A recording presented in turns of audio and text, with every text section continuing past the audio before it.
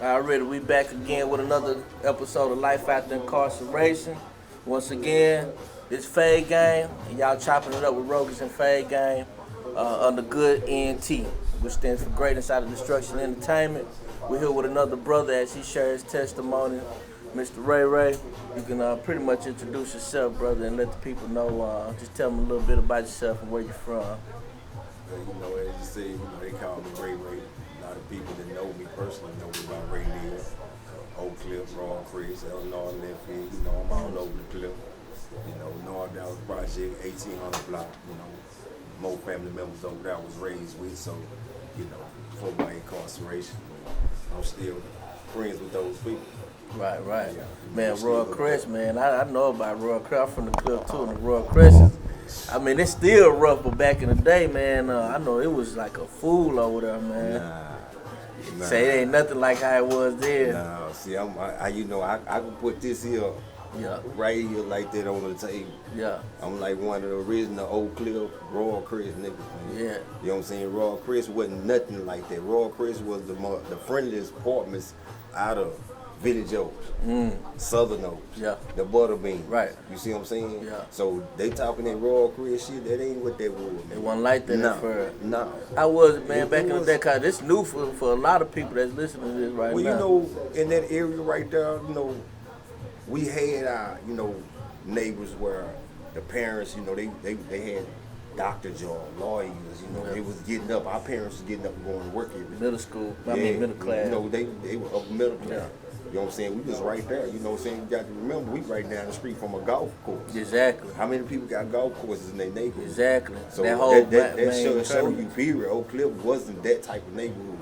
You know what I'm saying? So, but you know how the drugs come involved into our inner community, and they start, taking hold to that. And people start analyzing certain things. Right. So, ROHGISH started taking the whole flip. And basically, I did start flipping it once I got locked up. You know what I'm saying? Because when I was in ROHGISH, when I was actually living there, I was living right there at 1347 Linfield. Yeah, and I grew up off Kellogg, man. I can just spit. What's in the Kellogg right there? 2700 block, right there across right the street. The Right there on the corner. Yeah. So that's why I told people growing up. William Brown Miller. Yeah, William Brown That's Miller. school I went to, my elementary school. I went to Zoom Walk, Sarah Zoom Walk, went to SOP, went to Maceo Smith. I got kicked out of school in '89. Yeah. You see what I'm saying? And from there, bro, my life was totally different, you know what I'm saying, from a lot of guys that was raised with me, you know what I'm saying, in my apartments and, you know what I'm saying, on an Oak Cliff here. You see what I'm saying? Because I lived between two parents, you know what I'm saying, my grandmother and my mother. Right. See what I'm saying? My mother stayed in North Dallas. But we originally from 5 Mile, which is Oak Cliff behind Highland Hill. Right. That's where I come out the womb at, you know what I'm saying? Where I kick my dirt up at. But like Yellow Visa say, I ain't got no problem, where I go. Where mama moved is where I moved. Right, you see what I'm saying? So, I represent North Dallas and I represent Oak Cliff, but I'm a Dallas nigga, period. Right. I don't give a damn where you from because I know partners from everywhere because I associate with South Dallas, Oak Cliff, West Dallas. I'm all over, baby, you know what I'm saying? But Oak Cliff wasn't nothing like this. Oak Cliff was the neighborhood that stood out by itself. Exactly. You see what I'm saying? We was pretty boys. We was still finger waves. We were 15, 16 years old, bro. Yeah. You know what I'm saying? Cats in South Dallas had a more rugged, style to them. Yeah. You know what I'm saying? Oak Cliff, nigga, we were pretty boys. We was out for the girls. We wasn't out to be doing no boxing and fighting. That's why I used to tell people, man, Oak Cliff like the Harlem of Dallas. It was about swag and this and that. Even though we had skills and other stuff, but it was all about swag and hustle back then. Yeah, but see, Oak Cliff still wasn't really like big on that drug selling. Right. Oak Cliff was more burglarizing and auto theft.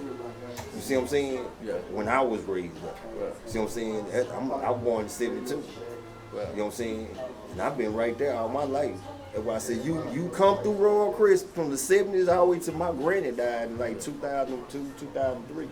Yeah. Now I know you said everybody know me or my little brother, my cousin, somebody in ROHGISH. I don't care who come through there, y'all know who we was. If you didn't know us, you knew my granny.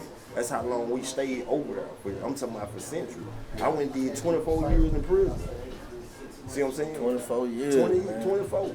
And when I left, I was still using that address over there, 3347 Linfield, apartment 115.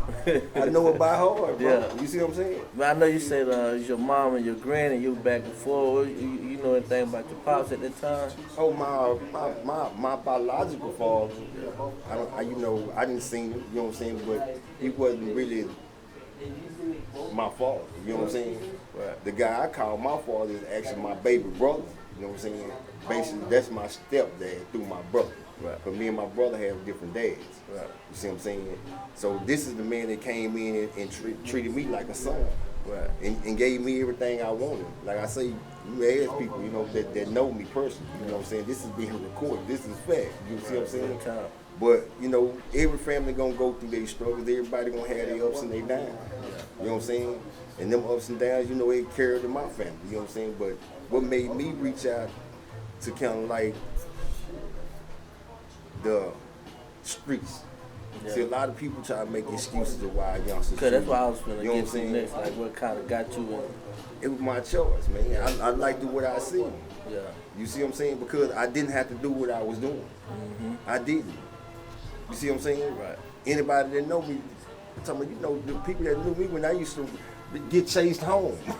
You know what I'm saying? They used to run me to the house. Right.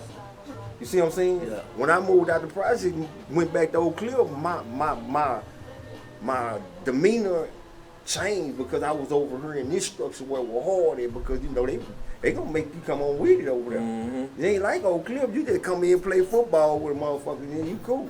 Yeah. No, that you have to earn that respect. Yeah. You got to. You see what I'm saying? Okay, and I from credit another that area. because if I went, you know, people downplay, you know, what they call the ghetto. Yeah. You know what I'm saying? I don't call them ghetto because I feel like that's depriving our people as black people. That's where they live at. That's a home. Yeah. You know what I'm saying? Regardless of what it is, somebody trying to make a better life for their kids, because I live there. And I know I see people every day in the projects, and no doubt project, get up and go to work every day and take care of their kids. But they think that black women or black men, we lazy, we don't want to work. No, it's not that. A lot of black men, we just choose to try to have what we can at one time to make our family happy.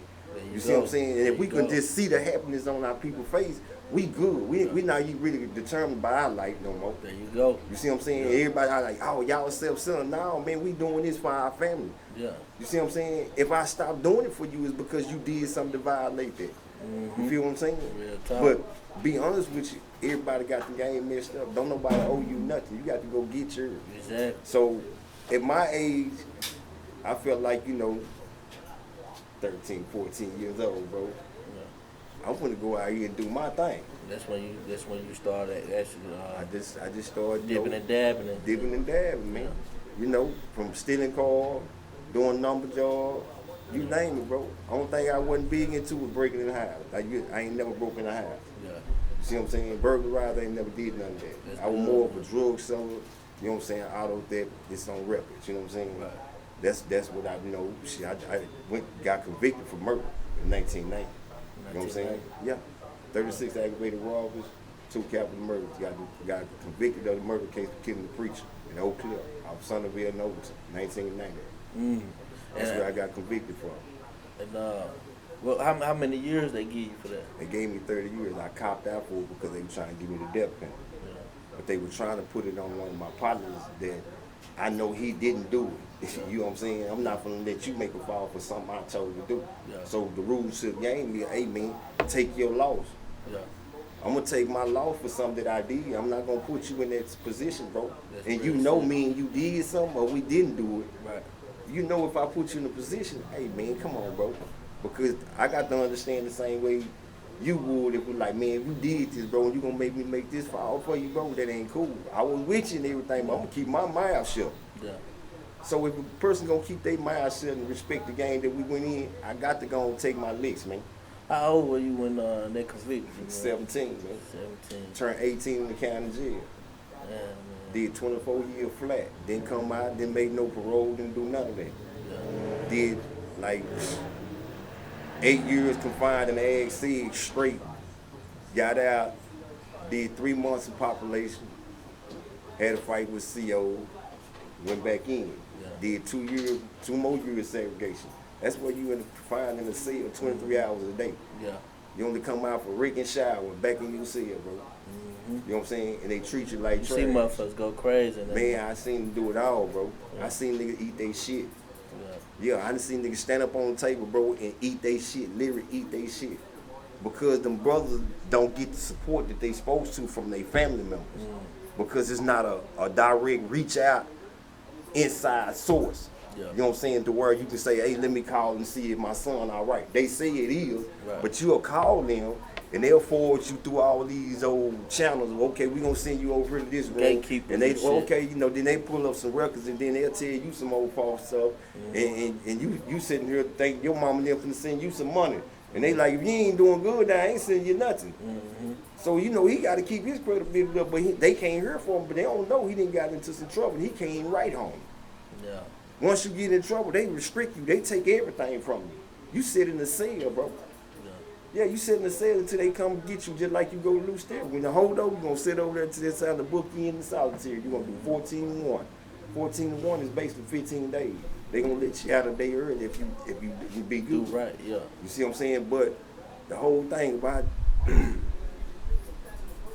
why I really want to have this interview with you, bro, is really because I'm more determined on focusing on them brothers that's on the inside, man. Because it's a lot of them brothers that's in there going through a whole lot of mental, physical abuse through TDC guards, man. Real talk. I used to fight them. It's on record, bro. I'm talking about I used to fight them daily. I stayed in ag administration on the regular because I couldn't stand to see 5 big old officers beat up on a little bit of you because you walked on the side of a yellow line, bro. Yeah. You see what I'm saying? Because you had that authority over me. We still have a right, you see what I'm saying? But they don't, our rights is through agreements that go through the same system that they rub shoulders with. Right. They get agreements and they show it to the officer, right? And when they show it to the officer was like, hey, Captain, I didn't do that, whoop, whoop. And the Captain like, hey, man, look, I got you on this one right here. You know what I'm saying? But they'll send it back to us and tell us grievance been solved, talk to the officer so-and-so, so-and-so. But he come right back to the pole and harass you and go in your house and tell everything your people send for you to have. Your fan, your radio, then you act a fool and you whooping, you wrong. You wrong. But then when I come tell them, hey, look, I saw a man, he went up there and tore my property up. Well,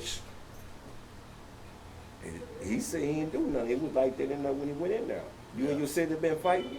Yeah. They'll make up anything to make you out to be a victim. See what I'm saying? Them lower peons, bro. They force you to try to abide by everything that they want you to abide by. But don't get me wrong, bro. I want to be clear on it, man. I feel like prison saved my life, man. Yeah. Because I was in them streets bad. I'm talking about real bad.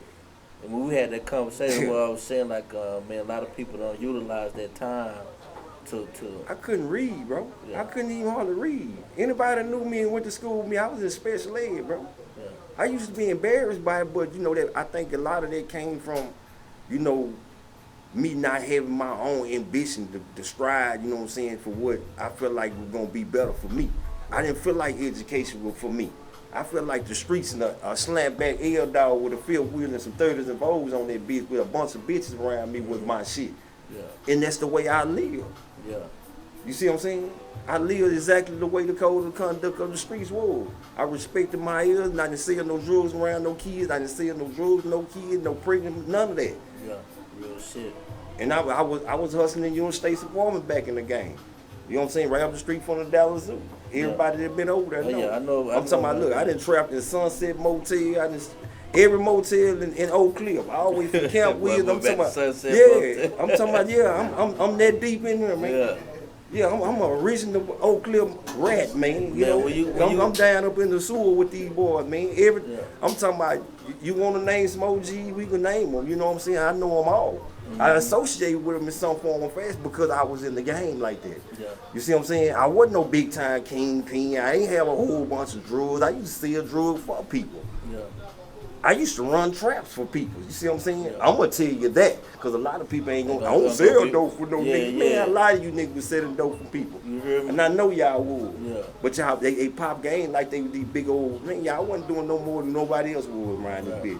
And the ones that had the clout, you knew who had it. Right. Because you from the street, man. Don't play no games, bro. Right, that's real. You see what I'm saying? But I hate people when they come faking to me about where I'm from and where I'm from. Dallas, Texas. There ain't nothing going up in this motherfucker that 12 years old, bro. Yeah.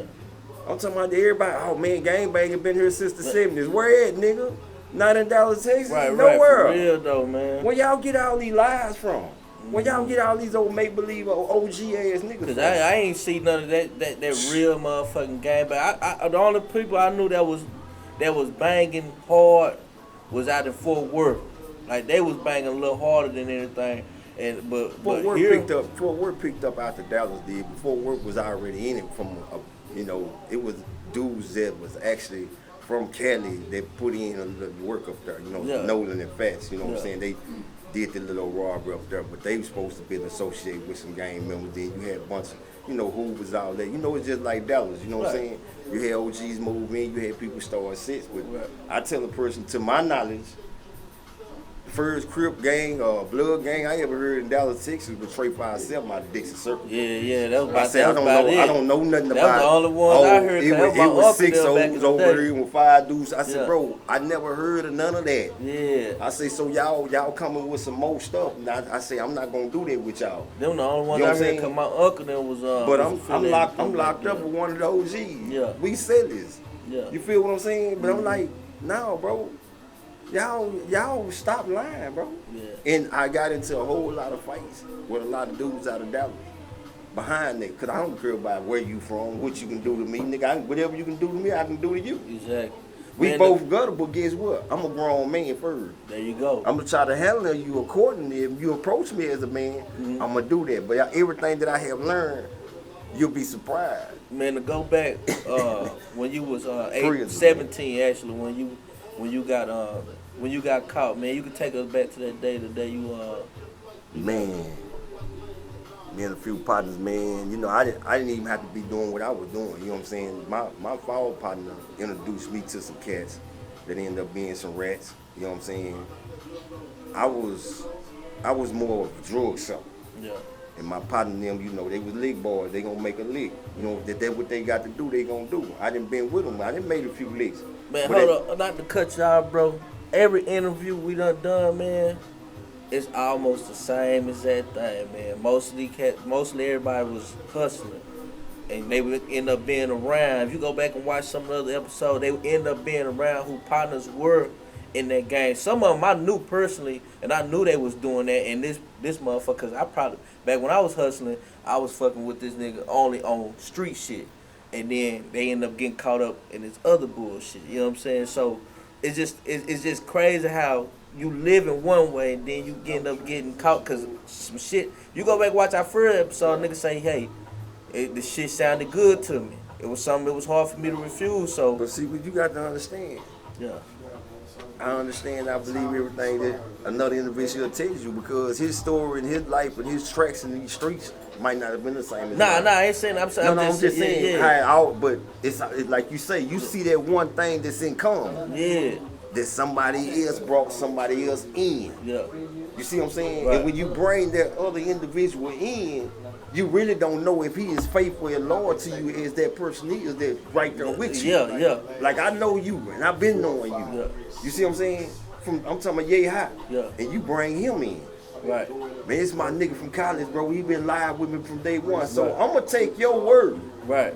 Because that's what that is. Because street niggas gonna be real. Say, man, this is a bitch nigga, man. We gonna handle this nigga. We gonna take him for we gonna take him for. Right. You understand what I'm saying? Yeah. Big. We gonna put the nigga in the trap. Whatever we gonna do with him, we gonna let that be none between me and you. Yeah. But we gonna pop it like he cool. Yeah. You see what I'm saying? So it was already comes and tricks and trades to this game.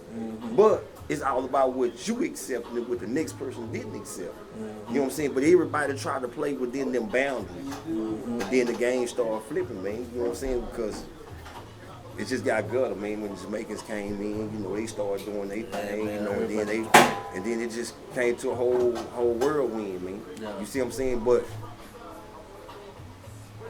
the thing is, why do our brothers got to continue this same path, man? You know what I'm saying? Like, I understand why, but I'm asking the question. my understanding why it might not be yours. You see what I'm saying? But I feel like it's the brothers that's being took out the community because of the decisions that we're making in our life as being fathers and black men, right? Right. First, you got to be a black man in your head and understand, okay, did my dad do this? What did my father do? You know what I'm saying? Did my father make the right decision? Right. Did my mother make the right decision? Okay, let me see if I won't make them mistakes, because I feel like that wasn't good. Because I seen different. Right. You see what I'm saying? But if we don't influence our kids, who gonna be the next generation to live accordingly, what do we expect as black people? So it kind of frustrates me when I sit back and I hear people on Facebook or whatever, man, this, y'all talking about the same thing, but y'all not doing nothing about it. Yeah. You see what I'm saying? Real That brother tough. that got shot over there in Dixon, Yeah. the officer just got found not guilty. Bro, no. We don't supposed to lay down on them situations, man, because that's our community, man. Exactly. We need to understand why it's so good for y'all to just pull up and just kill one of our black men. If not that, why is it so quick to put us in the car? But I done seen it, and everybody done seen it, but they always try to make us out to be a racial issue. Yeah. Oh, why the white man? Okay, all these shootings, school shootings, Right. white. How is it that y'all can go get them and walk them in, but every black person do something like And you that? Y'all walking them slaughter in because they schools are fucking on lockdown. I used to do armored truck driving. Go pick up at the white school, Highland Park area, right? Right. I know. And I'm pulling up to these schools, and I'm like, now when I go pick up at DISD, I'm walking right in. You know what I'm saying? Easy. But when I walk in these damn white schools, you gotta get buzzed in this motherfucker. So you mean tell me y'all buzz these motherfuckers in, let them in? Half of them gotta go through the office before you even get to the actual inside of the school hall. But let me give you understand the picture that they want us to see is that their kids are well protected, they well educated. You know what I'm saying? And don't fuck with them. Yeah. See, the door is always open for us. You Yeah. know why? Because our kids always feel like, you know, they a threat because of their skin complexion. If you're a minority, if you black or you Mexican, you are a threat to them. Oh yeah, for sure. You know what I'm saying? You got white people that tell you, hey man, I understand, man. I ain't with that. So all white people not against us. You just got to identify with them. Exactly. See, That's and if real. you're blind and you don't understand how to do this, see some people, oh man, y'all get out of prison and y'all go to do it. I said, no, man, we go to prison to actually learn a whole lot, man. Right. We learn more than what y'all learned in them textbooks, because them textbooks been a bunch of lies. And it's still been a bunch of lies. But it's brain, you know, it's brainwashed y'all so far that y'all feel like y'all still doing the correct thing. Yeah. You see what I'm saying? So now it's like a dictation of, we can't discipline our kids. They got something to say about that. CPS won't know. Man, why y'all? Man, why we gonna you have to come in my house and come tell me about something I gave life? Exactly. Is you serious? He ain't dead. He ain't bleeding. His head ain't busted open. I'm gonna bust that ass. Yeah. You know what I'm saying? So you know, it's like you either respect the way I want to raise my kid, Yeah. because it's not nothing wrong with it. But then some people say yes, it is, because everybody is different. Want to play God, that's what you got to deal with. And You see what I'm knock saying? them down off of their pedestal, Yeah. or you gonna go along with their program. Yeah. And see, when you go along with the program, you might well be a part of who they are. And man, Change back on. and man, we gotta have you on one of our segments when we get deep on shit like that, man. But back to like the day they came and picked you up, man. Kind of take us through that day. And they picked me up. Yeah. They had to chase me, man. Yeah, man. You know, I was we was based on our last little move, man. We right there off what's that? Lower Land and like 35. How you go down toward Pope. Right. But we coming off of Pope and we hit Pope. I mean Lower Land and come up. When we come up, we see a lick. My partner. See, I don't know if y'all are familiar with it, but they would call them the bumper car boys, right? Yeah. Bump the car. You bump them. When you bump them, you know what I'm saying? He get out 9 times out of 10. You hit somebody in the back of their car, they gonna get out and want, hey man, you got your insurance, whatever, but we gonna rob you. Take your car. Yeah. Basically, I was the bump guy. So people really never seen me. Boom, I bump. He get out, they get out. I take out. I go up to here, I see a plane car come down. So I turn around, go past the police car, flying. Turn back around and say, man, police. Back then we used to say headache. That used to be the word for police, headache. So I'm like, headache, man, headache. So, you know, they look, so I'm gone. So, cause I know this a plane car and I know it's a narc car. Right. So I shoot back off. I shoot back over my partner house, which is, he ain't my partner. He my homeboy partner. Yeah. You know what I'm saying? But his girl is popular dude's daughter, you know what I'm saying, in the city. You know, I don't put it out there like that, you know, I don't know how they feel about that. But Yeah. I went back over her house, you know what I'm saying? I'm like, man, what's up, man? Where they at? You know what I'm saying? She like, man, they ain't came. I'm like, what? So, you know, I take out a little beep and stuff. So I jump back in the same car, which is a stolen car. I just jumped back up in this car and went back to the crime scene. Yeah. You know what I'm saying? Looking for my partner, see if I can get somebody away. Yeah. So when I come down, That's loyalty, boy. when I come back down the hill, I make a right on Pope, like going toward the elementary school where the hill is right there. Right. My partner, he walking. So I see him, he like, man, when he get in the car, helicopter drop right down on us, bro. I'm talking about on top of it. Yeah. I'm like, me in the car, like, and I just hit it. I run him. I come all the way down Pope, exit out like Loop 12, spent around right there, hit the freeway, I was gone. They had to chase us all the way to North Dallas Project, back to Oak Cliff. I ran him, man. Yeah. My power partner got away, but the same niggas he fucked with that he brought into my space got me where I'm at. Yeah. You know what I'm saying? They turned him in. Yeah. They turned him in. Once, because they called me right there in the field, right there by, you know, the old Maceo Smith, really, right there. The old, yeah. That's the one I got kicked out of. But that elementary school right there, you know, that big old field right there. Because I had took him on a foot chase too, because I jumped out the car, my partner jumped out. When I jumped out, I went inside the apartments right there. You know, you had Farm Reds, Christ for the Nation, exactly. right there. So I'm over there. So I go up in the little dude, you know, come on in, bro. You know, I go up in that bitch. I stay up in there about 5-10 minutes. I come back out. Niggas for each other back then, you know, man. the streets, baby. You know, but, you know, it ain't, that's what I'm saying about what you doing, bro, is you opening up for a message for people to understand and know the real details of what really happened. Because a lot of people really don't know what happened. Right. You see what I'm saying? Right. But people do know, be like, man, I didn't know he had did all that. I didn't know he would, but they know I was a street cat. You see what I'm saying? Because I was known, basically as a drug seller. Because that's mostly what I did. I didn't rob people. I didn't take stuff from people. Yeah. You see what I'm saying? I was a drug seller. You know what I'm saying? I like to dress, try to dress best as I could. A lot of clothes I had, I couldn't afford when I was little. Right. You feel what I'm saying? Right. So, you know, I feel like, what's wrong with that? I mean, when you got those years, when you heard that motherfucking gavel hit and the nigga told you, I ain't feel nothing. Just numb. Nah, it wasn't. It was like, I was prepared when I got caught. You know, I don't know if you can understand that, but it was like, anybody in the streets, bro, you know what you're doing. You know you're going to get caught sooner or later, bro. Right. So I don't know blowing bubbles and snot and shit you know, oh, I ain't did nothing. You know what I'm saying? But it was like, you know, when they, because I got sentenced like, I got locked up August, then January 91, I was gone. Like 4 or 5 months in the county, I was gone. Where you seen you to? Ferguson, you know. Ferguson, Midway, Texas, man. Yeah. I heard a couple people that was Ferguson, they told us about Ferguson. That, man. Yeah, Ferguson unit, man. Yeah.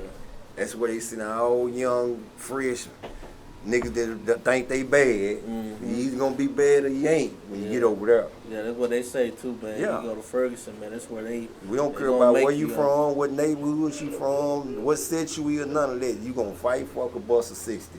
That was the word back then. You know what I'm saying? Fuck, fight, a bus of 60. Yeah. You know what I'm saying? And if you didn't represent, you didn't deserve to keep it. Yeah. That's what prison lifestyle was. So now it ain't like that. Niggas used to be scared to go to prison because the stories they used to hear. And I didn't actually seen them and heard them. Your first. I done been in rides and everything. Man, say man. Your first day there, what was your? What did you? I had a fight the first day I was there in classification. I hadn't even got a seal yet, cause nigga asked me about my tennis shoes. Yeah. Because I was already gave the game before I even got here. Yeah. I had older brothers that already gave me the game. Mm-hmm. Anybody ask you where you from, what size your shoes is, you hit them in their mouth. Because niggas trying to do a motherfucking check on you. Yeah. Niggas don't check niggas, bro. Yeah. Real nigga don't check no real nigga. My nigga, what size them nigga? Why you questioning me about my keys, bro? Yeah. You see what I'm saying? You don't ask no man about nothing in his pocket.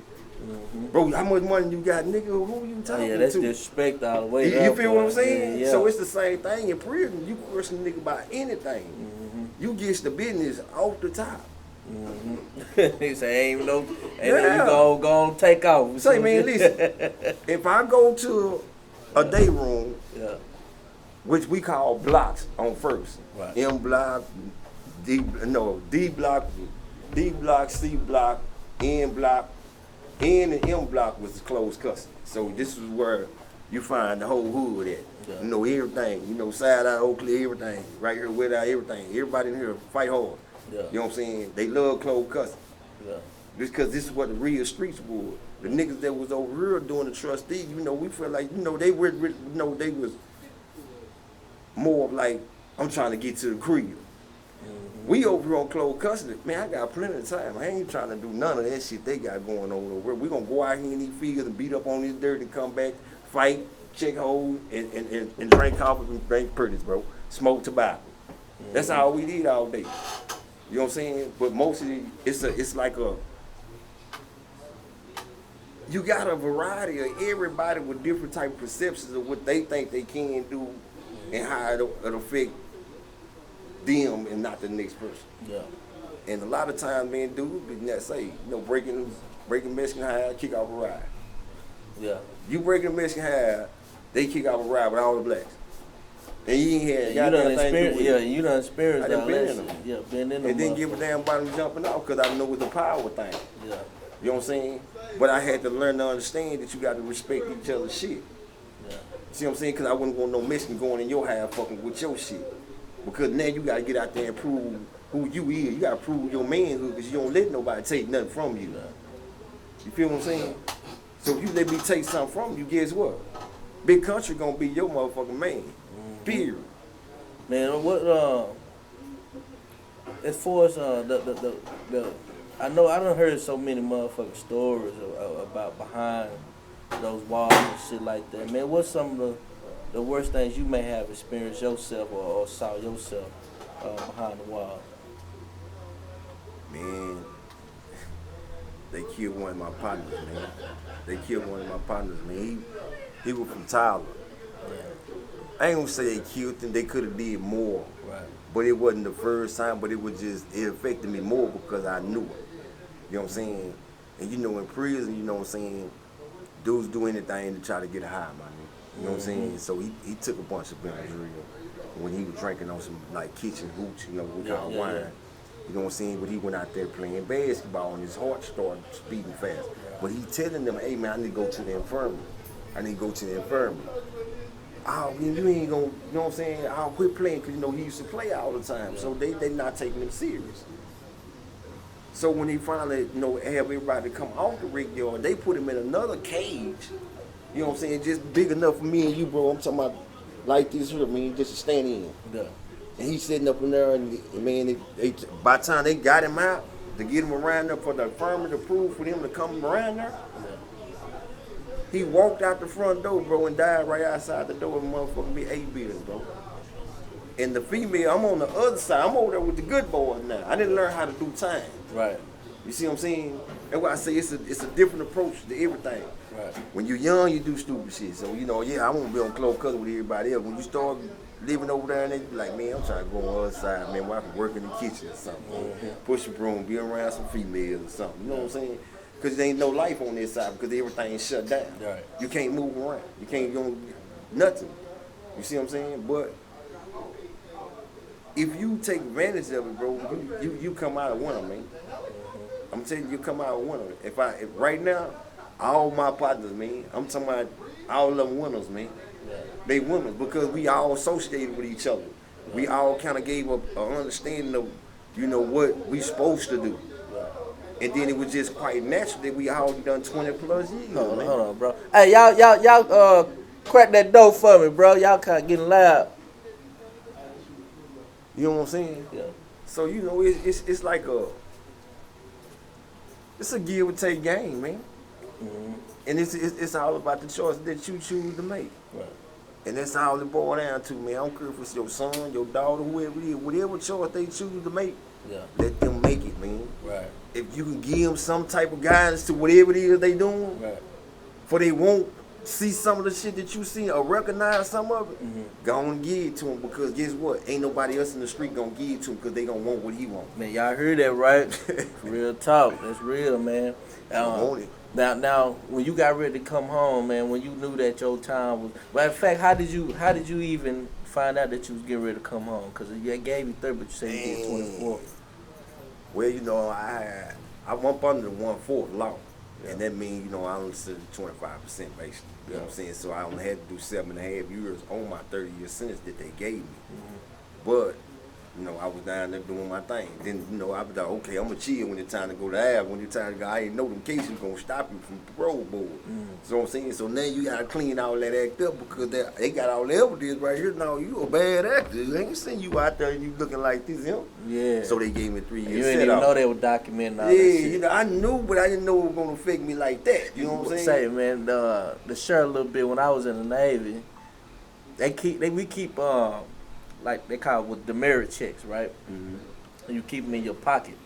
And if you getting in trouble or anything, they'll tell you pull that hoe out and they'll write it, sign off for any RDC.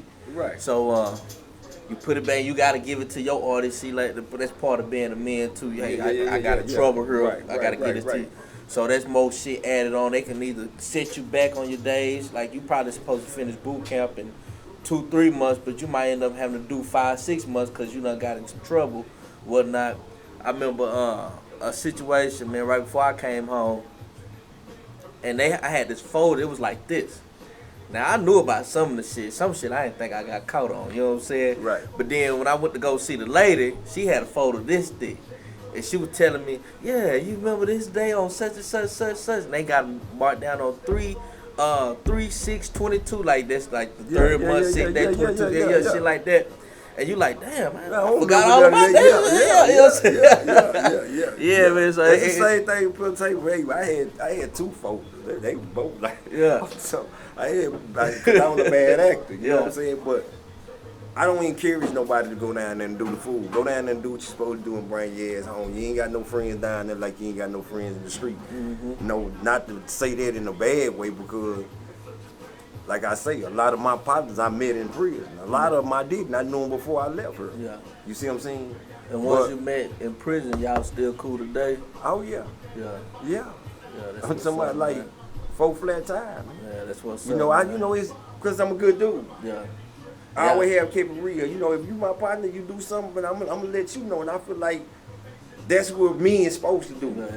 Don't get caught up in your feelings, and you know I'm telling you some real shit. Right, there you go. You know what I'm saying? Because if you my partner, accept what I'm telling you, man, with a grain of salt, my nigga, because it ain't really that bad. It's just you need to tighten up. I ain't gonna tell you nothing. If you see something I'm lacking somewhere, hey, baby, tighten up, man. Yeah. What you mean? And give it to me. Yeah. Because I asked you, what you mean? My used to talk to me back in the day, man, you need to tighten up, you know, so you tripping, this Yeah. and that. I had a bad attitude. They used to tell me, like, nah, you don't want to, you need to learn how to control that, you know what I'm saying, this and that. They done been there already. So it's like, oh, okay, after a while, I started learning that shit, and I learned. A motherfucker that tell you shit they think you want to hear, they ain't really your friend, but a motherfucker that gonna tell you some shit that you don't want to hear. I'm not gonna give it to you like that, because I be lying to you and I'm leading you in the wrong direction. There you go. You see what I'm saying? One lie lead to another lie, bro. Yeah. But if I'm being real, I can keep coming to you with it. Yeah. You know what I'm saying? 'Cause I'm gonna be real on my own level. That's why I say, what is the definition of a man? Right. And everybody, man, I say everybody got their own. So it's like, there's no perfect man. Right. You know what I mean? There's no perfect man. So why is you trying to compare him to me and to no? It's all in how that man associate himself with the woman or person he's with. He might feel a different vibe about this person. There you go. It's a chemistry. There you go. So if you don't feel chemistry with people, guess what? I'm gonna give you your space because I already know what we gonna meet at. Exactly. See, that's what I'm saying. Identify your problems and be able to step away from them. But that's still hard. I can talk this shit, but it's a lot of things that I let frustrate me, bro, and I ain't supposed to. You see what I'm saying? So that's not no easy task. And I'm not gonna make it no person, this hearing this or you. Oh, you can just turn it on and turn it off. Nah, because that's who you have been so long. So now you got to reprogram yourself to understand. I already know right from wrong, man. Yeah. You know right from wrong, bro. You know what the hell you supposed to do. But I give you a give and take. Do you have more people hustling, or do you got more people working? Yeah. How do that scale look? There you go. So why you want people way up here? You outweighed, bro. So that means that we are basically going against wind or whatever it is. We going against them forces. You see what I'm saying? But we don't have to go that way. All we got to do is understand how to manage our money and understand how to get credit.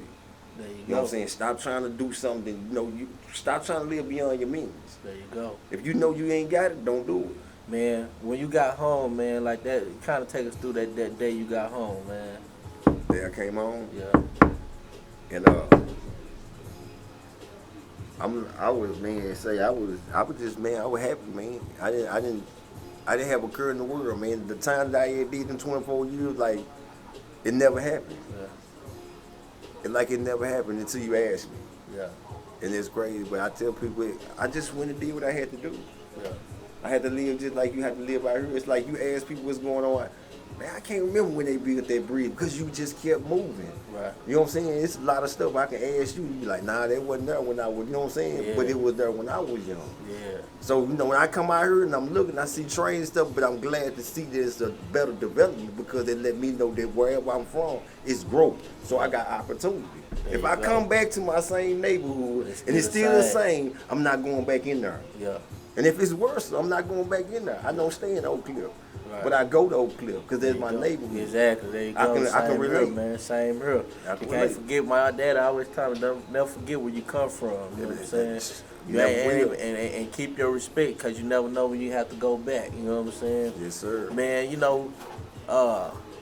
I know, man, we always do something positive at the end of every show, man. Something you want to encourage the youth with or something like that because, a lot of our people are facing the loss so much today. Dealing with a lot of they don't understand that what's really against us. A lot of brothers, man, being killed out here on these streets for nothing, nonsense. Parents losing their kids, man. I didn't understand it, man, but y'all better love y'all mama and y'all daddy, man, y'all family while y'all can. I don't have a mother and a daddy. When I got out of prison, I didn't have it. You lost both? I lost both. I lost everything in there. My granny, my granddaddy, my grandmama. Yeah. I lost everything. I came home to a good woman. You know what I'm saying? That's been holding me down since. There you go. You see what I'm saying? It's still life after that, man. Hey, man, take it slow, man. You ain't running into nothing but a whole bunch of problems when you're going real fast, man. There you go, man. There you go. Word to the wise, man. Slow your roll, man. Slow down and love your mother. And if you got a woman that you love her just like she your mama. Peace. Peace, man. Once again, man, we appreciate you, brother. No problem, man. You know what I'm saying? We're gonna always stay in touch, man. We're gonna have to do another segment, get you in on one of our segments with the Road and whenever, man. Talk some black politics, man. We can go all the way to Spain. Once again, man, good NT, Greatest Out Destruction, Life After Incarceration, episode 4, or is this episode 5? Either way it goes, stay tuned in, man. We going live with it. Peace. Why do you white folks like this? We ain't doing nothing.